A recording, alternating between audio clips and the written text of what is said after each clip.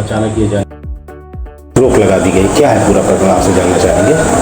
मामले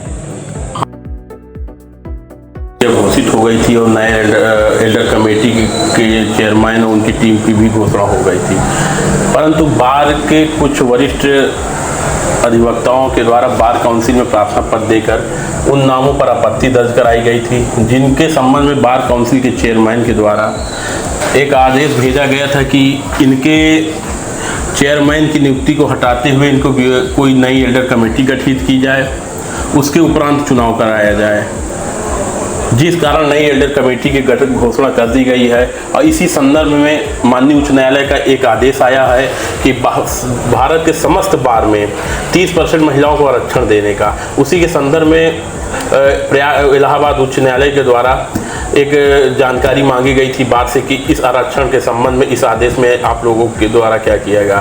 तो इस संबंध में कोषाध्यक्ष के पद को महिला के लिए आरक्षित करते हुए बाकी कनिष्ठ व वरिष्ठ कार्यकारिणी सदस्यों में 3-3 पद आरक्षित करते हुए इनके नामों को भेजा गया है। व बार में एक ऑडिटर का पद का एक नया सृजन किया गया है जनरल हाउस की मीटिंग बुला के, जिसके सापेक्ष में बार के पदाधिकारियों व सम्मानित सभी अधिवक्ताओं के सिग्नेचर के उपरांत चिट एंड रजिस्ट्री ऑफिस वहाँ भेजा गया है। उस पद का जैसी सृजन होता तो नई चुनाव की तिथियां तब घोषित कर दी जाएगी।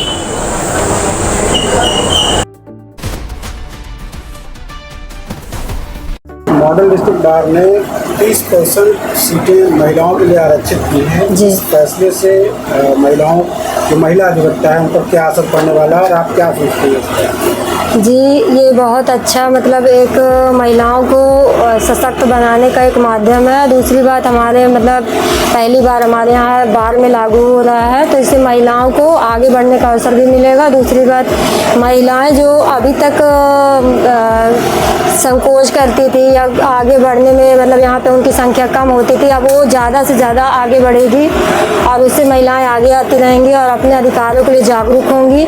दूसरी बात यह है कि महिलाओं को एक माध्यम मिलेगा कि वो अपनी आवाज़ को बुलंद कर सकें और हर चीज़ में उनकी भागीदारी। वैसे भी आदि तो भारत में ऐसा होता ही आया है, हमेशा चुनाव में वो आधा भागीदारी उनकी रहती ही है, लेकिन आज हमारे बार में ऐसा हो रहा है, उससे खुशी की लहर दौड़ गई है और जिससे कि महिलाएं जो है अपने आप को बहुत प्रसन्न और खुशहाल महसूस कर रही हैं।